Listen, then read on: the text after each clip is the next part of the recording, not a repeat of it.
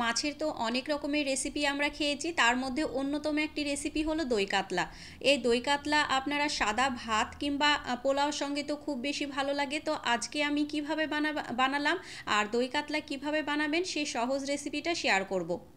5 piece মতো মাছ নিয়ে নিয়েছি, মাছটাকে খুব ভালো মতো পরিষ্কার করে ধুয়ে নিয়ে জলটা ঝরিয়ে নিতে হবে। দিয়ে দিলাম হাফ টেবিল চামচ লবণ আর হাফ টেবিল চামচ হলুদ গুঁড়ো।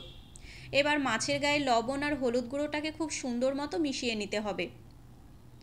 হাত দিয়ে খুব ভালো মতো মিশিয়ে নেবেন যেন প্রতিটা মাছের গায়ে খুব ভালো মতো মশলাটা লেগে থাকে। এবার এটাকে আমি 10 মিনিটের জন্য রেখে দেব। মশলাটা মাখিয়ে 10 মিনিটের জন্য রেখে দেবেন। আর এই দিকে আমি একটা মশলা বানিয়ে নেব। একটা মিক্সিং জারের মধ্যে দিয়ে দিলাম 4 থেকে 5টা মতো, ওই 6টা মতো দিয়েছিলাম কাজু বাদাম, হাফ টেবিল চামচ মৌরি,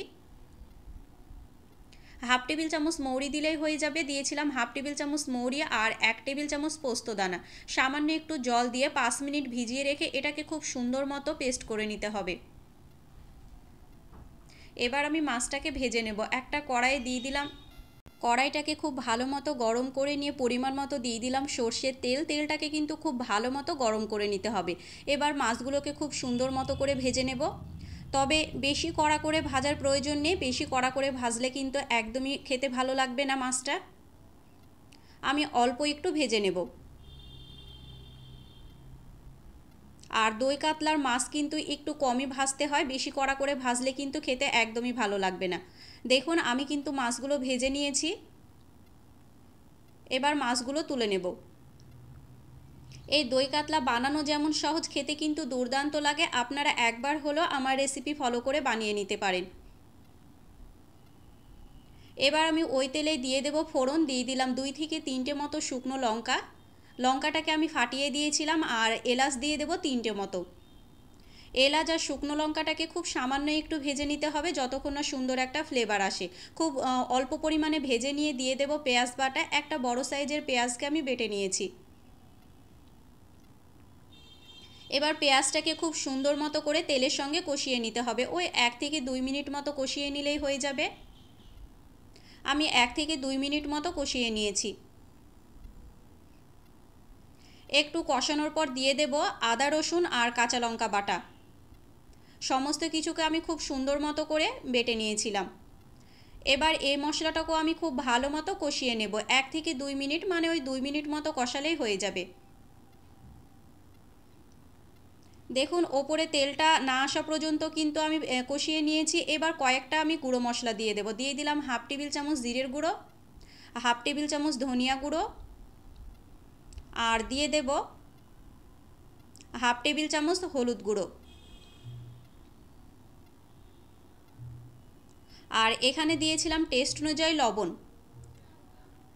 এবার আমি 1 থেকে 2 মিনিট মতো মশলাটাকে কষিয়ে নেব। এই তো 1 থেকে 2 মিনিট কষানোর পর যে পোস্তদানা আর কাজু বাদামটাকে আমরা বেটে রেখেছিলাম সেটাই দিয়ে দিলাম। সেই মশলাটা দেওয়ার পরও অল্প একটু জল দিয়ে আমি মশলাটাকে বেশ কিছুক্ষণ সময় নিয়ে কষিয়ে নেব, ওপরে না যতক্ষণ তেলটা আসে। ওপরে তেলটা না আসা পর্যন্ত খুব ভালো মতো করে কিন্তু কষিয়ে নেবেন মশলাটা। খুব ভালো মতো কষানো হয়ে গেলে গ্যাসের আঁচটা একদম লো ফ্লেমে রেখে দিয়ে দেব ফ্যাটানো টক দই। এখানে আমি 2 টেবিল চামচ দিয়ে দিয়েছি ফ্যাটানো টক দই। সামান্য একটু জল, মানে বাটিটা ধুয়ে অল্প পরিমাণে একটু জল দিয়ে দিয়েছি। এবার গ্যাসের আঁচটা লো ফ্লেমে রেখে খুব ভালো মতো করে কিন্তু মশলার সঙ্গে দইটাকে মিশিয়ে নিতে হবে। খুব ভালো মতো মেশানো হয়ে গেলে গ্যাসের আঁচটা হাই ফ্লেম করে দিয়ে মশলাটাকে কিন্তু খুব ভালো মতো কষিয়ে নিতে হবে। বেশ কিছুক্ষণ সময় নিয়ে আমি মশলাটা কষিয়ে নিয়েছি, ওপরে যতক্ষণ না তেলটা আসে।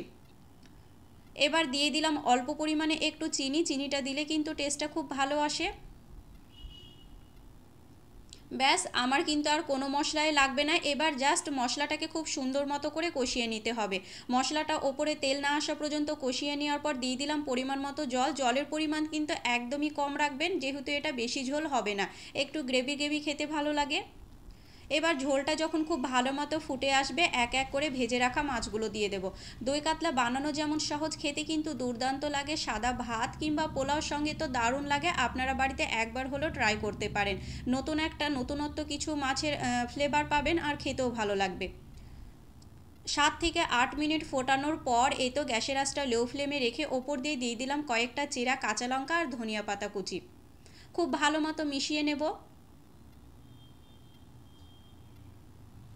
এই তো খুব সুন্দর মতো করে মিশিয়ে নিয়েছিলাম। এবার 1 থেকে 2 মিনিট 2 মিনিট মতো আমি গ্যাসের ওপর রেখেছিলাম।